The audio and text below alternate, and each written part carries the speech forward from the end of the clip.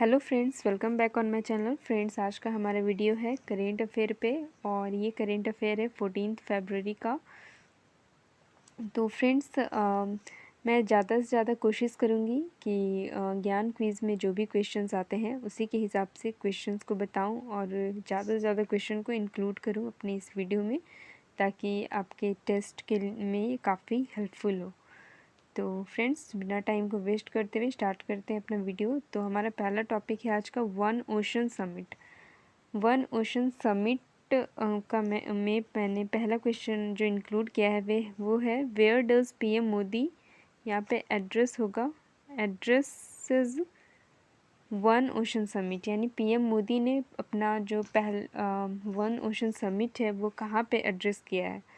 तो ये जो भी आप लोगों ने वीडियो देखा होगा, आई होप कि आप लोग फटाफट आंसर बता देंगे, और जिन्होंने नहीं भी देखा है तो उसके लिए मैं बताते यहाँ पे जाऊँगी। तो ये कहाँ पे हुआ है, तो ये फ्रांस में पीएम मोदी ने एड्रेस किया है वन ओशन समिट को, और ये 9 से 11 फैब के बीच हुआ था। कहाँ पे, एक जगह है ब्रेस्ट नाम का, BREST, ब्रेस्ट नाम का एक जगह है फ्रांस में, वहीं पे ये वन ओशन समिट हुई थी। और हमारा सेकेंड क्वेश्चन है where is the second naval base of France situated, यानी कि फ्रांस का जो सेकेंड लार्जेस्ट नेवल बेस है वो कहाँ सिचुएटेड है, तो वो है आपका ब्रेस्ट में, ब्रेस्ट नाम का जगह जहाँ पे वन ओशन समिट हुई है वहीं पे। तो ये किसके कॉपरेशन से ये वन ओशन समिट हुई है, तो ये UN और वर्ल्ड बैंक के कॉपरेशन से ये वन ओशन समिट हुई है। और इसका ये जो समिट है ये और भी अलग अलग कंट्रीज़ और गवर्नमेंट के हेड्स के द्वारा एड्रेस की गई है, जैसे कि Germany, UK, south Korea, Japan और कनाडा। ये कंट्रीज़ इंडिया के अलावा ये सारे कंट्रीज़ भी वन ओशन समिट को एड्रेस करते हुए नज़र आए।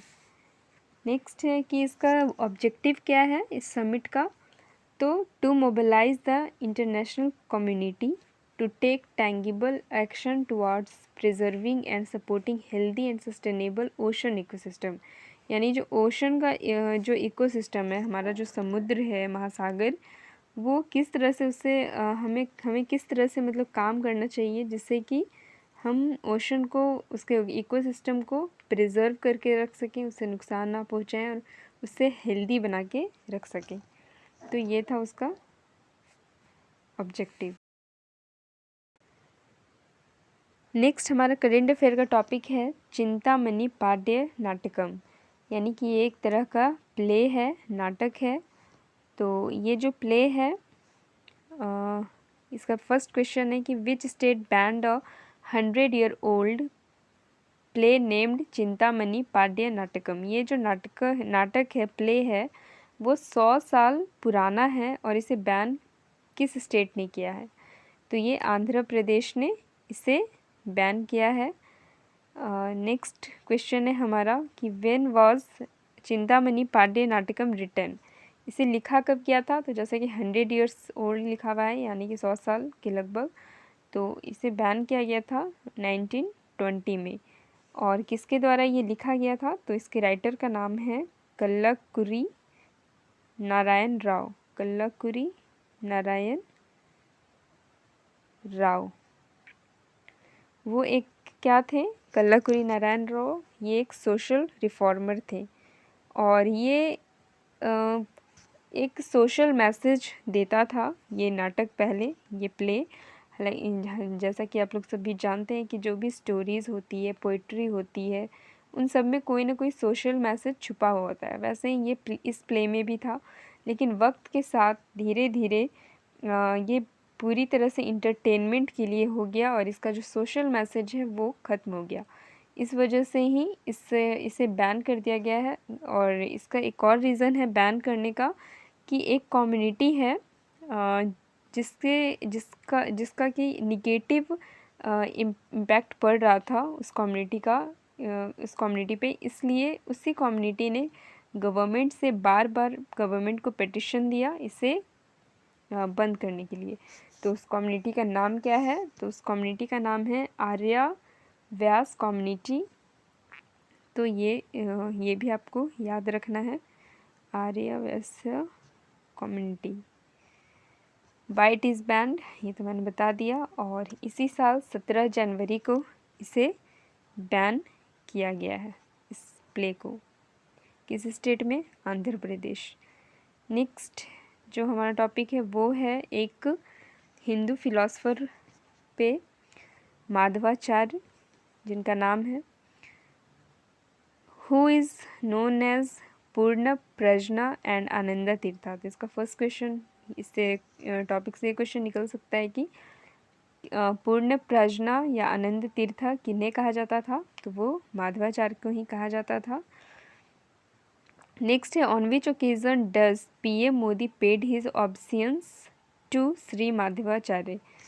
ऑब्सियंस मीन्स क्या होता है? श्रद्धा, यानी कि पीएम मोदी ने किस अवसर पर श्री माधवाचार्य को श्रद्धा दी? तो एक माधवाचार्य पे ही एक डे मनाया जाता है, माधवा नवमी। तो इसी उपलक्ष्य पे माधवाचार्य को श्रद्धांजलि दी हमारे प्राइम मिनिस्टर नरेंद्र मोदी ने। Who was the chief proponent of the द्वैत स्कूल ऑफ वेदांता। द्वैतवाद जिसे कि हिंदी में बोलते हैं, इसके ये चीफ प्रोपोनेंट थे। तो कौन थे? माधवाचार्य। यही है, आपके एग्ज़ाम में इस तरह से क्वेश्चन आ सकता है क्विज़ में। और ये एक हिंदू फिलोसफर थे और इनका डेट ऑफ बर्थ माना जाता है 1199 से 1228 के बीच, या फिर 1238 से 1317 के बीच भी। इनका डेट ऑफ बर्थ क्लियर नहीं है, तो आप ये दोनों डेट्स याद कर लेंगे। नेक्स्ट है हमारा टॉपिक रशियन मिलिट्री ड्रिल से। तो who warned Russia against military deal. तो इससे जो भी क्वेश्चन बन सकते थे वो भी मैंने यहाँ लिख दिया है, 4-5 क्वेश्चंस हैं। तो रशिया का जो मिलिट्री ड्रिल है हो रही है वो, तो किसने मना किया है इसे? तो इसे मना किया है नाटो ने। Where is Russia doing military drill. Russia military drill अपना कर कहाँ रहा है? तो ये बेलारूस में कर रहा है। बेलारूस जो है वो एक यूरोपियन कंट्री है। नेक्स्ट क्वेश्चन हमारा यही है, in which continent is Belarus located, यानी बेलारूस किस कॉन्टिनेंट में है?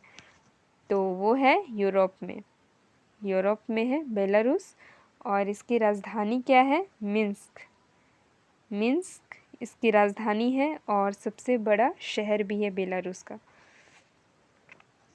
इसका एक बार हम लोग मैप देख लेते हैं, क्योंकि इससे पहले जो ज्ञान क्विज 2 हुई थी उससे मैप से क्वेश्चन आई थी। अफ्रीका का जो था, क्या माले करके नॉर्थ टू साउथ करके आया था क्वेश्चन। तो इस पे आप बिल्कुल ध्यान देंगे कि ये जो बेलारूस है ये तो आपने देख लिया, इसकी राजधानी है मिन्स्क। अब इसके नॉर्थ से लेके आपको बिल्कुल एक एक जो भी कंट्रीज़ के लेफ़्ट राइट ऊपर नीचे जो भी आ रही है इन सबको आपको याद करना है। सबसे पहले नॉर्थ से हम स्टार्ट करते हैं, इस्टोनिया, फिर Latvia, Lithuania, Russia, Poland, Slovakia, Hungary, Romania. ये हो गया बिल्कुल साउथ। हो सकता है आपसे ये क्वेश्चन किया जाए कि बेलारूस के साउथ में कौन सा स्टेट है? तो साउथ में क्या है, कौन सा सॉरी कंट्री है? तो यूक्रेन, मोल्डोवा, रोमानिया, ये सब इसके साउथ में है। इसके ईस्ट में कौन सा है? रशिया। नॉर्थ में कौन सा है? तो इस्टोनिया, लातविया, लिथुआनिया और रशिया। ये रशिया भी है और यहाँ भी एक छोटा सा रशिया है। उसके बाद आप यहाँ पे नॉर्थ वेस्ट का डायरेक्शन देख लीजिए, सॉरी साउथ वेस्ट का डायरेक्शन। इधर पोलैंड, स्लोवाकिया और हंगरी है। तो आपको डायरेक्शन याद रखना है, किस डायरेक्शन में है, नॉर्थ, साउथ, ईस्ट, वेस्ट, और उसके बाद कौन से कंट्री है इसे याद रखना है। और फिर यहाँ पे देखिए कि यहाँ पे इसके नॉर्थ वेस्ट में बाल्टिक सी है और यहाँ साउथ की तरफ यहाँ पे देखिए यहाँ पे ब्लैक सी है। तो इतना आप मैप से याद रखिए। नेक्स्ट है zero diesel agriculture. Zero diesel agriculture नाम से समझ में आ रहा है कि एग्रीकल्चर में डीजल का इस्तेमाल बिल्कुल ज़ीरो करना है। तो what is the target year, इसका टारगेट ईयर क्या है? तो इसका टारगेट ईयर है 2024। और who is the minister of power, यानी पावर ऑफ मिनिस्ट्री किसके हैंड में है, कौन है? तो वो है आर.के. सिंह। आर.के. सिंह।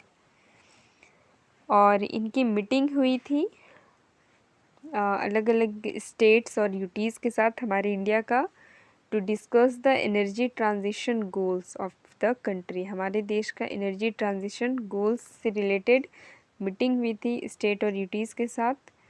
तो यहाँ पे मैंने यही क्वेश्चन दिया है कि हु डिस्कस्ड, यानी किसने मीटिंग की थी, किसने डिस्कशन किया था? तो वो हमारे पावर मिनिस्टर आर.के. सिंह ने।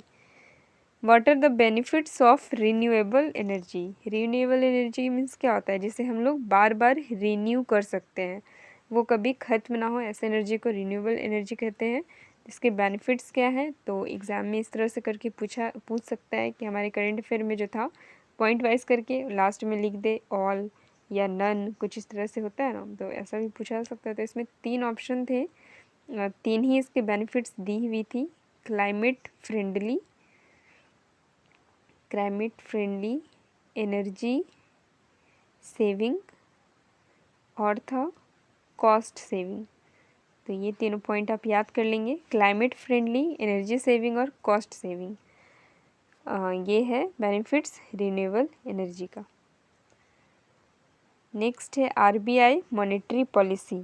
आरबीआई मॉनेटरी पॉलिसी, इससे तो 5-6 क्वेश्चन बन जाएंगे, पर मैंने 2 ही क्वेश्चन इंक्लूड किया है कि रेपो रेट और रिज़र्व रेपो रेट क्या है, वो बताना है। तो रेपो रेट है आपका 4% और रिज़र्व रेपो रेट है 3.35%। मार्जिनल स्टैंडिंग फैसिलिटी यानी MSF वो कितना है? तो 4.25%। रियल जीडीपी ग्रोथ जो है वो 2021-22 का कितना है? तो ये है 9.2%। और फाइनेंशियल ईयर 2023 इसका रियल जीडीपी ग्रोथ कितना है? तो 7.8%। तो इतना आपको टोटल याद रखना है आरबीआई मॉनेटरी पॉलिसी वाले टॉपिक से। नेक्स्ट है India's dairy and live stock sector. इससे तो हालांकि क्वेश्चन बहुत सारे बनेंगे, और ये सारे जो क्वेश्चन बनेंगे वो थोड़े लंबे लंबे ऑप्शन वाले बनेंगे, वर्ड वन लाइनर वाले नहीं बनेंगे। तो इसके लिए आपको पूरा एक्सप्लेन करके अच्छे से उसका करेंट अफेयर का वो स्लाइड जो है वो पढ़ना होगा। तो इसमें से जो भी क्वेश्चन मुझसे बन पाया या जो होगा मैं अभी बता देती हूँ। तो व्हाट इज़ द सिंगल, सबसे पहले तो डेयरी लाइव स्टॉक जानें कि लाइव स्टॉक क्या होता है और डेयरी क्या होता है। तो डेयरी तो आप सभी लोग जानते हैं, दुग्ध, जो दूध होती है उससे रिलेटेड जो होता है वही डेयरी हुआ। और लाइव स्टॉक का मतलब हुआ एनिमल जो पालते हैं हम लोग, उसी को और उससे अपनी जीविका चलाते हैं, तो उसी को बोलते हैं लाइव स्टॉक। तो हमारा डेयरी और लाइव स्टॉक का जो सेक्टर है इंडिया का, उसमें उसी से रिलेटेड क्वेश्चन है ये। तो यूनियन बजट 2022-23 जो है जोर दिया गया है थोड़ा उसमें डेयरी और लाइव स्टॉक पे, इसे सस्टेनेबल बनाने के लिए। तो मैंने पहला क्वेश्चन जो इंक्लूड किया है, what is the single largest agree commodity in India? Bharat का एकमात्र सबसे बड़ा कमोडिटी कौन सा है? एग्री कमोडिटी यानी एग्रीकल्चर टाइप से रिलेटेड। तो ये है डेयरी यानी दुग्धशाला आप कह सकते हैं, दूध से रिलेटेड वाला जो चीज़ है वो सबसे बड़ा कमोडिटी है एग्रीकल्चर का इंडिया में। और how much does the dairy contribute in the national economy? और ये हमारे इकोनॉमी में कितना % ये कंट्रीब्यूट करता है? तो ये है 5% हमारे इकोनॉमी में कंट्रीब्यूट करता है ये। और लगभग 80 मिलियन पीपल जो हैं वो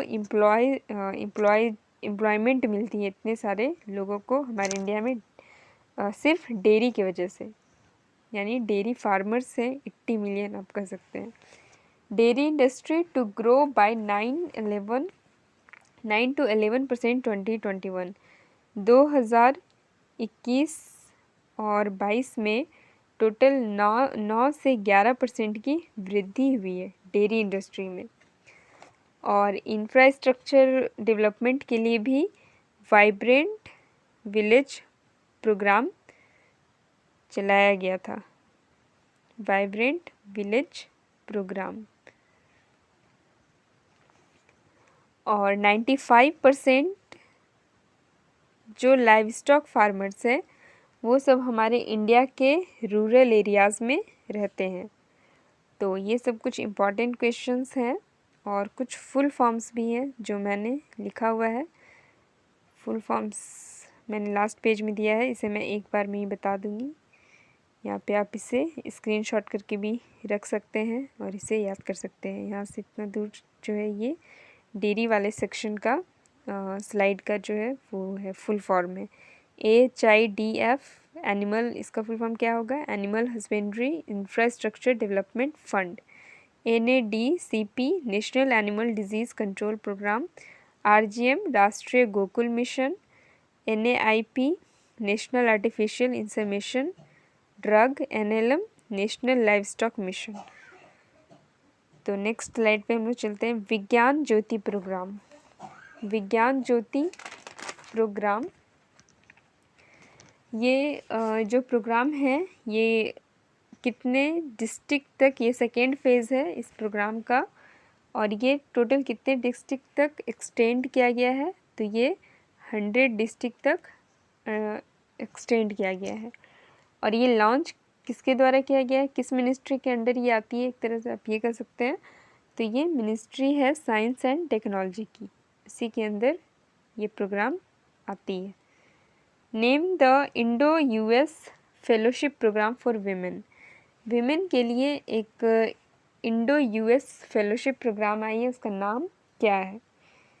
तो उसका नाम है स्टेम विस्टेम। विस्टेम इसका फुल फॉर्म हम लोग पहले देखते हैं। इस प्रोग्राम का पहली बात तो ये नाम है, और ये फुल फॉर्म में, शॉर्ट फॉर्म में, और इसका फुल फॉर्म क्या होगा वो हमें देखना है। तो स्टेम तो पहले भी आप जानते होंगे, सिंगल M तक, साइंस टेक्नोलॉजी इंजीनियरिंग मैथमेटिक्स, लेकिन एक और है ऐड हुआ है, मेडिसिन। तो ये आपको जानना है। और विस्टेम का फुल फॉर्म क्या है? Science technology engineering mathematics and medicine. Women in, WI से क्या हो जाएगा? Women in. Women in science technology engineering mathematics and medicine. WI से आपको याद रखना है वीमेन इन।